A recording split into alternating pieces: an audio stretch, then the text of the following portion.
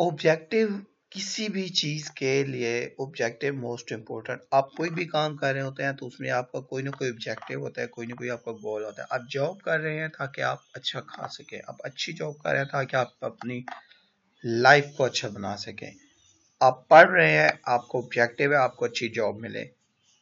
So everything, कोई भी काम किसी भी वक्त किया जाए तो एक अल्टीमेट उसका गोल होता है, एक उसका ऑब्जेक्टिव होता है कि एटलीस्ट आपको होप होती है कि आपको ये काम करने पे ये चीज मिलेगी। सो अगर हम लोग प्लांट ब्रीडिंग की बात करें तो प्लांट ब्रीडिंग में हमारे पास क्या गोल्स हैं। प्लांट ब्रीडिंग बेसिकली, जैसे आपको पता है कि एज कंटिन्यूअस हमारी वर्ल्ड की पॉपुलेशन इंक्रीज हो रही है। अब पॉपुलेशन के इंक्रीज होने के साथ साथ हमारे पास फूड की कमी और एग्रीकल्चर लैंड की भी कमी हो रही है। इट्स मीन हमारे पास एग्रीकल्चर एरिया कम हो रहा है लेकिन हमें फूड ज्यादा प्रोड्यूस करनी है। तो जब हमने फूड को ज्यादा प्रोड्यूस करना है तो इट्स मीन हमें अपनी यील्ड को बढ़ाना है।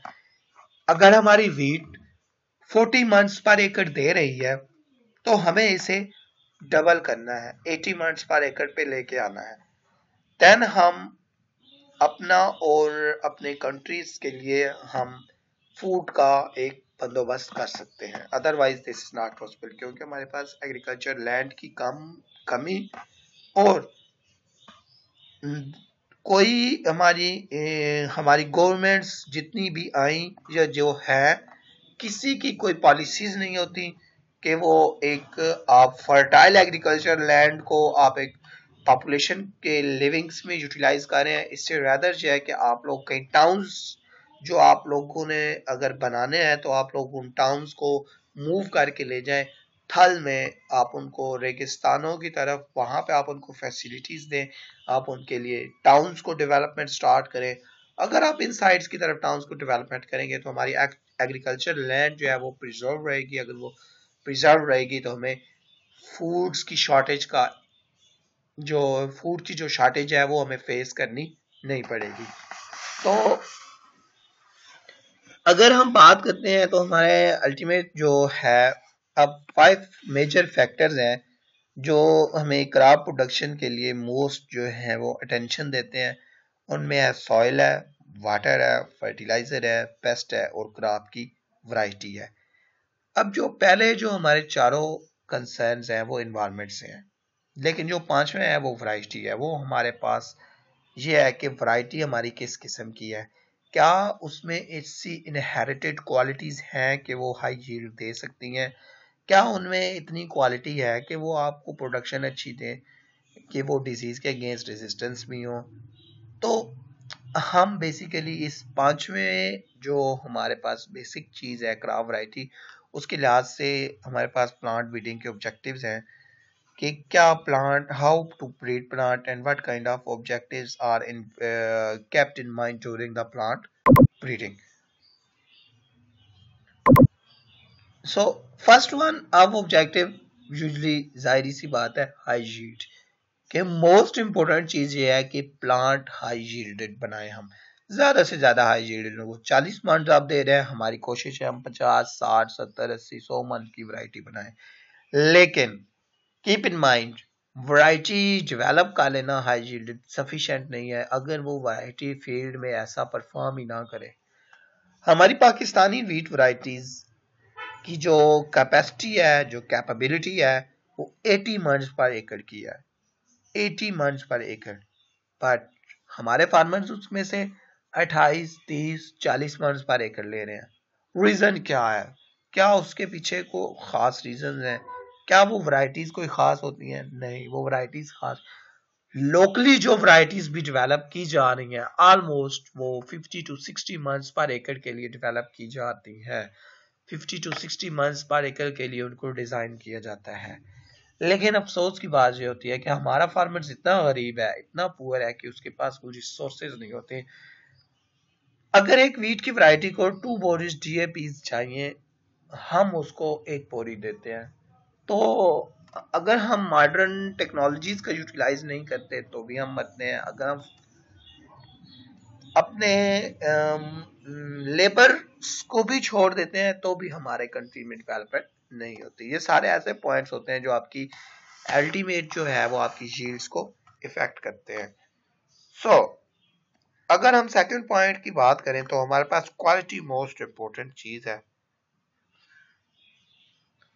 समटाइम्स हमें यील्ड से ज्यादा क्वालिटी की तरफ फोकस ज्यादा होता है। लाइक अगर हम अपने सनफ्लावर ऑयल की बात करें तो सनफ्लावर ऑयल्स में जो हमारे लिनोलेनिक एसिड्स होते हैं ये काफ़ी डेंजरस होते हैं, जिसकी वजह से हम लोग एसिड्स इसमें काफ़ी सारे ज़्यादा हैं।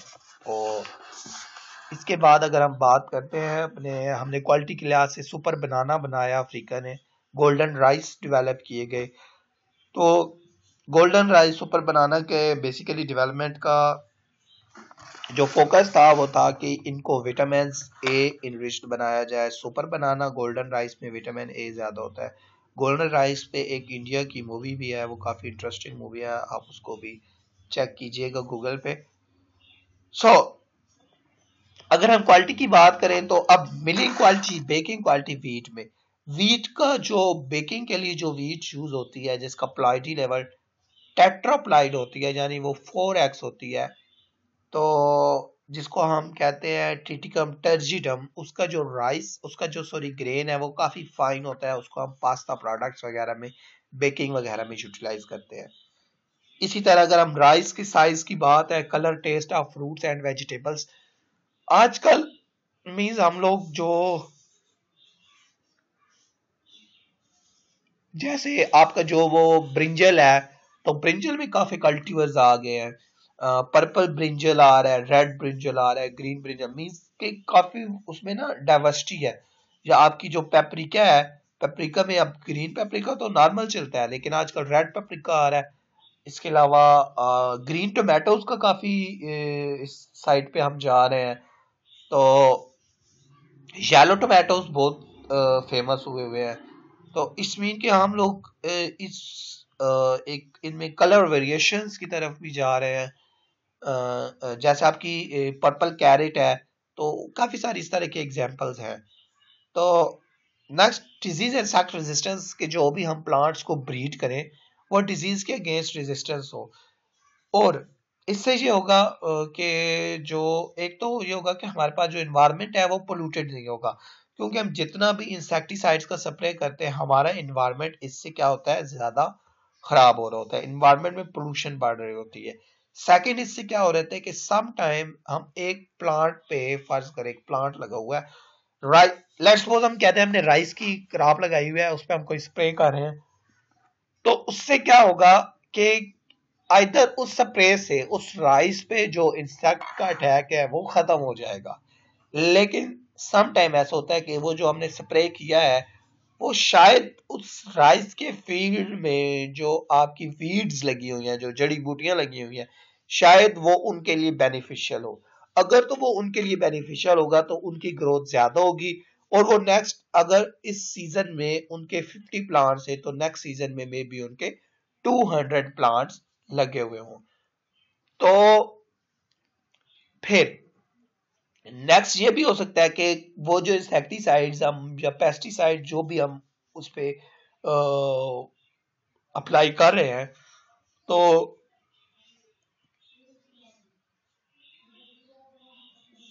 मे बी वो किसी एक इंसेक्ट ऑर्डर के लिए तो बेनिफिशियल होगा, लाइक वो ऑर्डोनेटा के लिए तो बेनिफिशियल है, लेकिन सॉरी, ऑर्डोनेट एक किसी एक ऑर्डर के लिए तो वो हार्मफुल है जिसके लिए हम उसको स्प्रे कर रहे हैं। लाइक अगर हम कहते हैं वो ऑर्डोनेटा जो ऑर्डर है इंसेक्ट का, उसके लिए तो वो हार्मफुल है, लेकिन मे बी वो बेनिफिशियल हो आपका हिमिप्टरा ऑर्डर के लिए।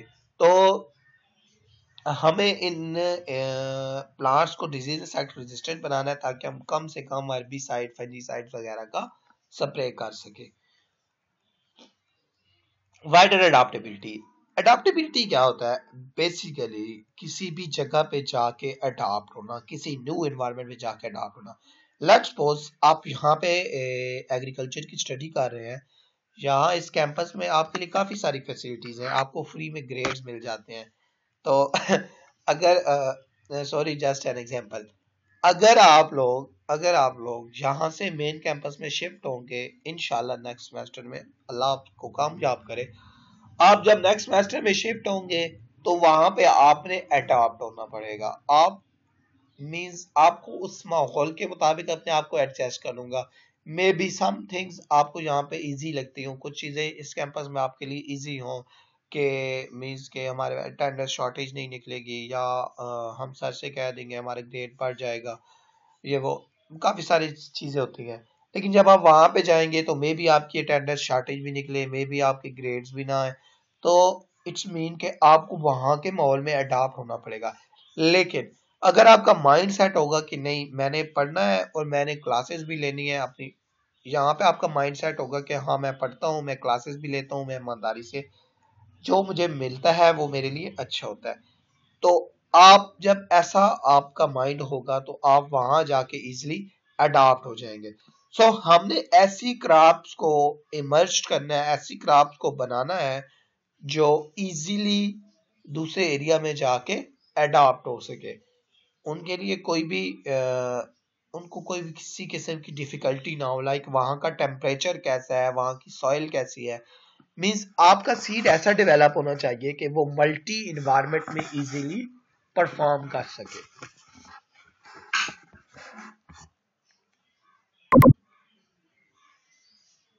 चेंज इन मैच्योरिटी ड्यूरेशन, अब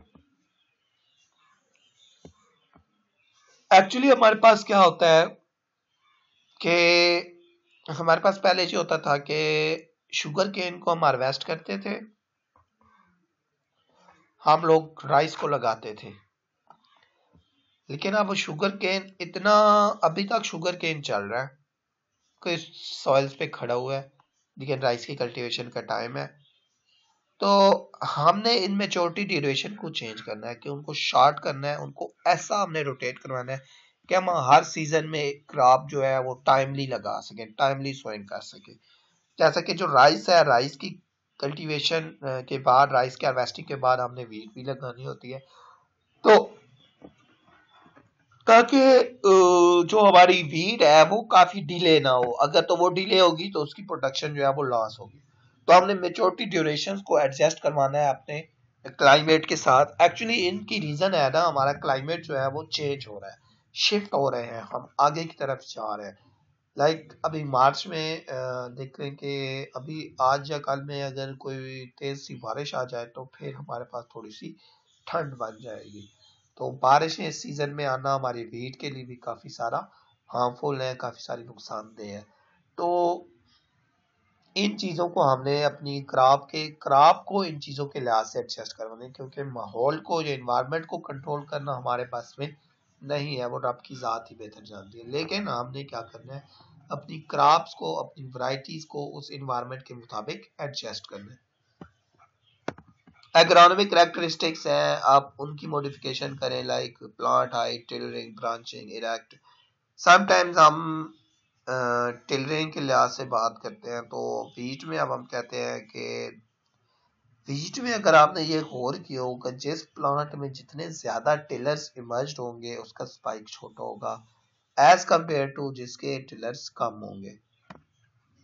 तो अब लॉजिक रेजिस्टेंस एक इकोनॉमिक क्रेडिट मोस्ट इंपॉर्टेंट है। लॉजिक रेजिस्टेंस कि जो वीट हाइट ज्यादा, समटाइम्स वीट हाइट की से बहुत ज्यादा होती है, जिसकी वजह से वो लॉन्च कर जाती हैं, वो गिर जाती हैं, तो हमने उनको ड्रॉफ्रेंस की तरफ लेके आना है, उनको शॉर्ट करना है उनकी हाइट को, ताकि वो लॉजिक रेजिस्टेंस हो। 1980 से पहले जितनी भी पाकिस्तान में वीट वैरायटीज थी उनकी हाइट काफी ज्यादा थी। तो 1980s में हमारे पास ग्रीन रेवोल्यूशन आया, हमने मैक्सी पाक वीट की वैरायटी बनाई। उससे क्या हुआ कि हम ड्राफ्टनेस के जीन अपनी वीट वैरायटीज में लेके आए, और जिससे हमारी प्रोडक्शन जो है वो 2 to 3 टाइम्स इंक्रीज हुई। नेक्स्ट हमारा जो ब्रीडिंग ऑब्जेक्टिव है फोटो इंसेंसिटिविटी क्या है, कि हमने लाइट इंसेंसिटिव प्लांट्स को बनाना है,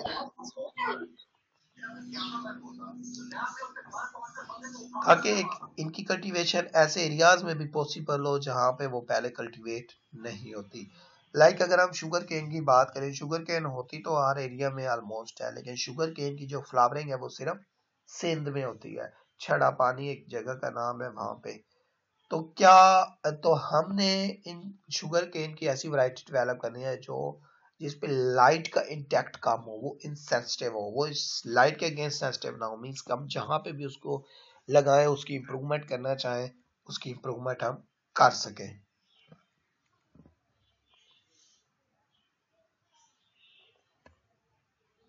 synchronise maturity, synchronous maturity sorry.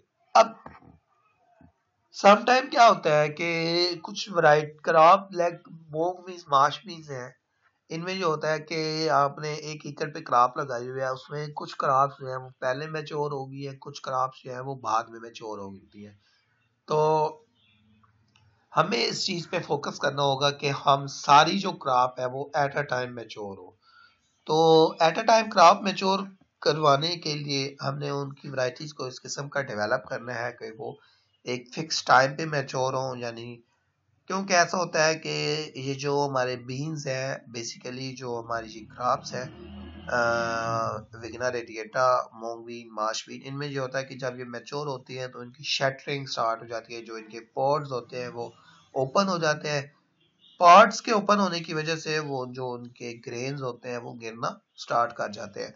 तो हम एक्चुअली उसको हार्वेस्ट तभी नहीं कर रहे होते क्योंकि कुछ प्लांट्स मैच्योर हुए होते हैं, कुछ नहीं मैच्योर हुए होते। तो हमें इस मूंग बीन में इस पे फोकस करना चाहिए कि वो जो है एक टाइम पे मैच्योर हो।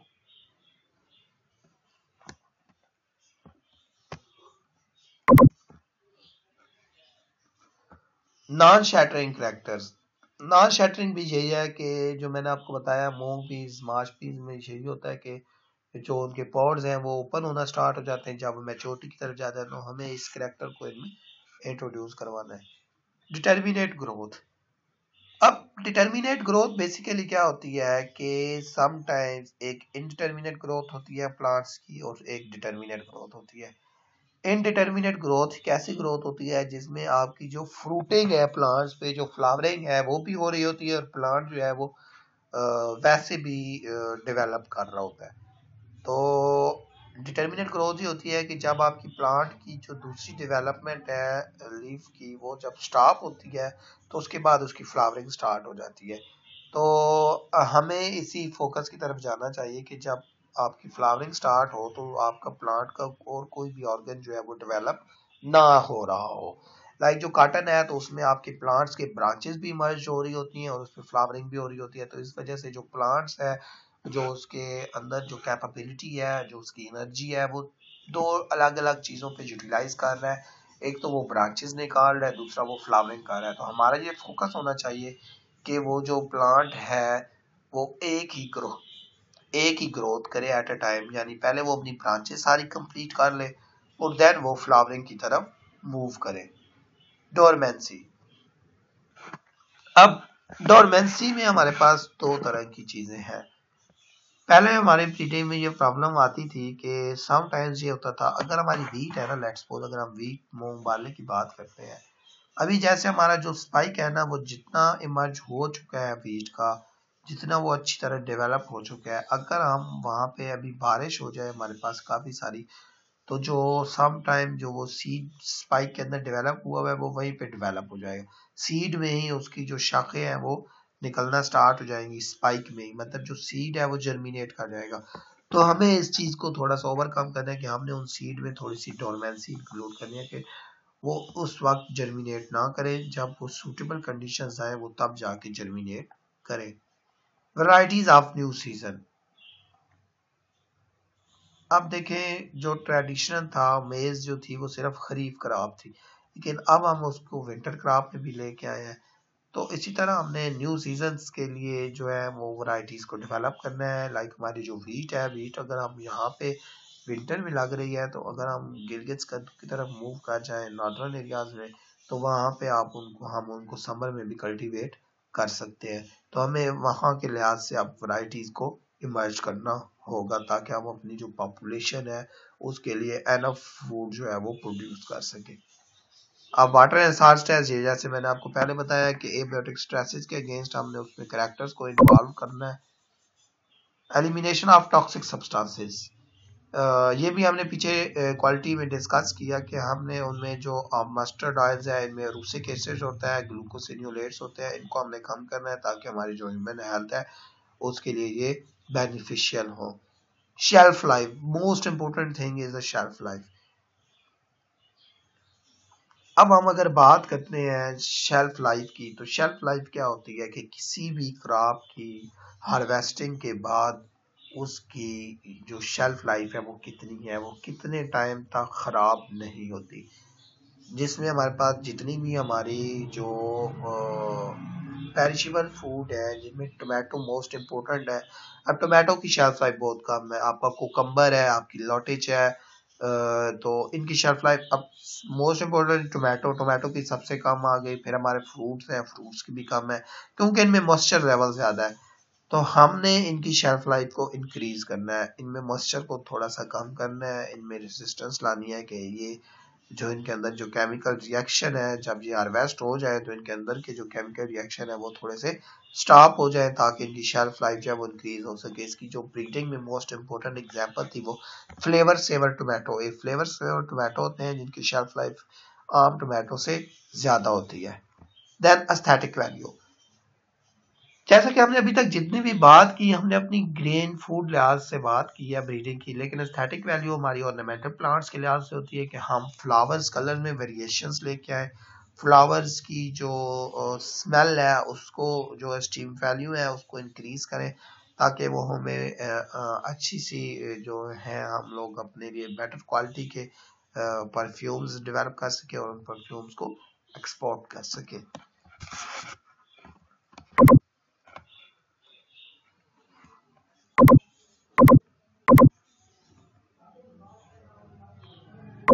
ये रोल भी है सिमिलर टू हमारे पास ऑब्जेक्टिव्स की तरह ही है।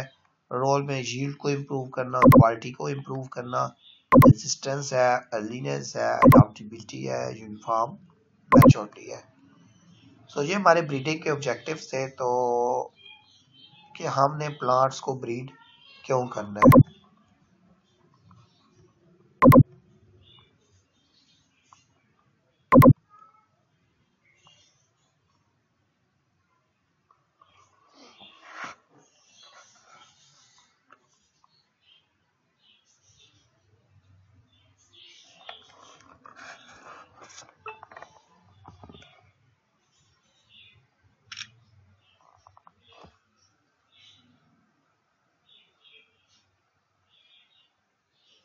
आप लोग काइंडली अपने क्लास फेलो से कहें कि नेक्स्ट टाइम से वो क्लासेस लें, तो क्योंकि इस दफ़ा क्लासेस के लिए काफ़ी सारी